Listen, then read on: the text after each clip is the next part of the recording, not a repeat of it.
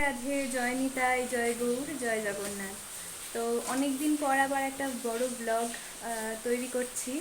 এবং যেমনটা আপনারা জানেন যে আগামীকালই হচ্ছে রথযাত্রা, অর্থাৎ আজ হচ্ছে 6ই জুলাই এবং আগামীকাল 7ই জুলাই রথযাত্রা।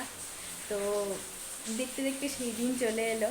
তো ভাবলাম যে দুটো ব্লগ করি। একটা রথযাত্রার ব্লগ তো অবশ্যই আপনারা আগামীকাল বা তার পরের দিন পেয়ে যাবেন।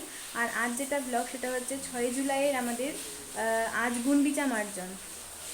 6ই জুলাই পালন করা হয় শ্রীগুন্ডিচা মন্দির, যেখানে জগন্নাথ প্রভু মাসির বাড়িতে আর কি রথে করে যাবেন। তো সেখানকার সমস্ত জায়গাগুলো পরিষ্কার করা হয়। মন্দিরের সেবায়িতরা তো করেনি, তো তার সাথে সাথে আশেপাশের লোকজনেরা এসেও কিন্তু সেই মন্দির একটুখানি পরিষ্কার করে দিয়ে যান। যেখানে জগন্নাথ প্রভু বিরাজমান হবেন সেই বেদি পরিষ্কার করে দেন। আর তার সাথে সাথে শ্রীমন্দিরে, অর্থাৎ যেখানে জগন্নাথ প্রভু রয়েছেন, সেখানে আজকে নবযৌবন। নবযৌবন বলতে আমাদের জগন্নাথ প্রভু স্নানযাত্রার পর অসুস্থ হয়েছিলেন, আপনারা জানেন। 14 দিন ধরে প্রচণ্ড অসুস্থ থাকার পর আমাদের জগন্নাথ প্রভু আজকে সম্পূর্ণরূপে সুস্থ হয়ে যান। এবং আগামীকাল তো তিনি বেড়াতে যাবেনই। তো আজকে তিনি সম্পূর্ণ সুস্থ হয়ে গেছেন। এতদিন তো দর্শন বন্ধ ছিল মন্দিরেও। আপনাদেরকেও আমি জগন্নাথের মানে আমাদের নীলমণির দর্শন করাতে পারিনি। তো আজকে নীলমণি এখন শৃঙ্গার হবে। নীলমণিকে ভোগ লাগানো হয়েছে সকালে। তো শৃঙ্গার হবে, স্নান হবে আজকে, নতুন করে অঙ্গরাগ হবে। তো তারপর আপনাদেরকে অনেক দিন পর আজকে নীলমণির আবার দর্শন করাবো। তো আজ সেই নবযৌবন উৎসব সারাদিন আজকে জগন্নাথ প্রভুকে আবার সমস্ত ভক্তরা দর্শন করতে পারবেন। এতদিন দর্শন সম্পূর্ণরূপে বন্ধ ছিল, আজকে আবার ভক্তদের জন্য প্রভু দর্শন দেবেন।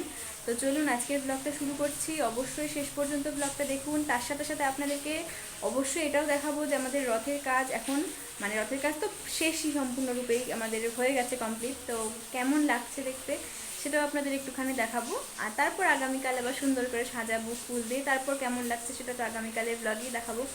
চলুন শুরু করি ব্লগটা। শেষ পর্যন্ত অবশ্যই দেখবেন, ভালো লাগলে লাইক শেয়ার করে দেবেন। আর আমাদের চ্যানেলে নতুন হলে অবশ্যই চ্যানেলটাকে সাবস্ক্রাইব করে দেবেন। রাধে রাধে, জয় নিতাই। রাধে রাধে, জয় নিতাই, জয় গৌর, জয় জগন্নাথ। তো অনেক দিন পরে সেই স্নানযাত্রায় শেষ দর্শন হয়েছিল। তারপর অনেক দিন পরে আপনারা আবার জগন্নাথের দর্শন করছেন আমাদের নীলমণি নীলাদ্রির। আজকে আমাদের জগন্নাথের নবযৌবন শৃঙ্গার আমরা চেষ্টা করেছি করার যতটুকু। আর জগন্নাথ স্নান করেছে, কদিন স্নান জগন্নাথ করেনি এই 14 দিন। আর জগন্নাথ স্নান করেছে, নতুন শৃঙ্গার হয়েছে। আর অঙ্গরাগ হবে, অঙ্গরাগ এখনও করিনি, কারণ অঙ্গরাগ দুপুরের সেবা সম্পন্ন হওয়ার পরে করব। কেননা অঙ্গরাগের জন্য আরেকজন আসবে, আপনাদের দেখা করাবো তার সাথে। তো একসাথে দুজনকে অঙ্গরাগ করব। আর এই আমাদের জগন্নাথ নীলমণি, আর এদিকে রয়েছে আমাদের বলরাম, সুভদ্রা আর আমাদের ছোট জগন্নাথ। এরাও স্নান করেছিল, আপনারা দেখেছিলেন এনাদেরকে। তো এরাও বিরাজমান রয়েছেন পাশে। কালকে এরাও রথ চড়ে যাবেন। এই যে আমাদের জগন্নাথ। আর হয়তো আপনাদের সাউন্ডে একটুখানি প্রবলেম হতে পারে শুনতে, কারণ বাইরের পরিবেশ দেখুন।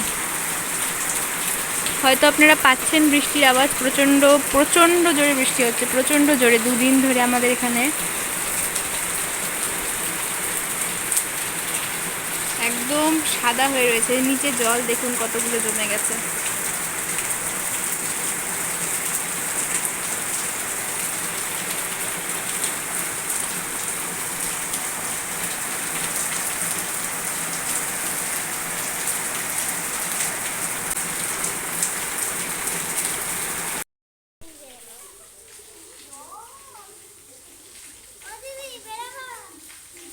ভাসবেই না এখানে, আস্তে জলে হাত দেবে না।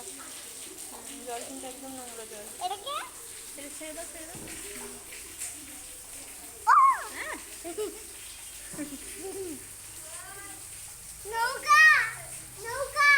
ওই বাবা, গুলুর নৌকাটা তো অনেক দূর চলে গেল।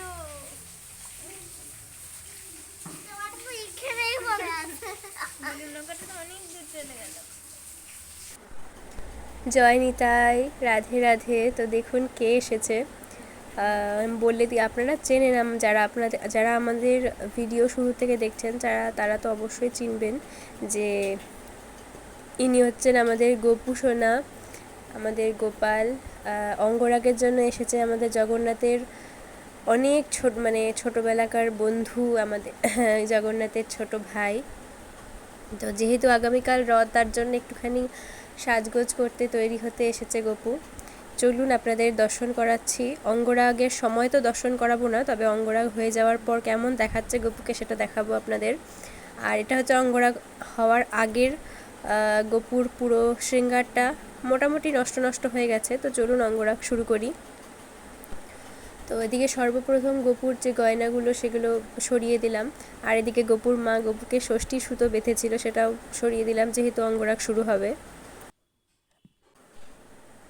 তো এই যে অঙ্গরাগ হয়ে যাওয়ার পরে আমাদের গপুর দর্শন করুন। গপুর এই ডান চোখের নিচে যে এটা কী রয়েছে আমি ঠিক বুঝতে পারি না, তবে ওই জায়গাটা এরকম ধরনেরই, যাই হোক। এটা হচ্ছে আমাদের গপুর অঙ্গরাগের পরে শৃঙ্গার।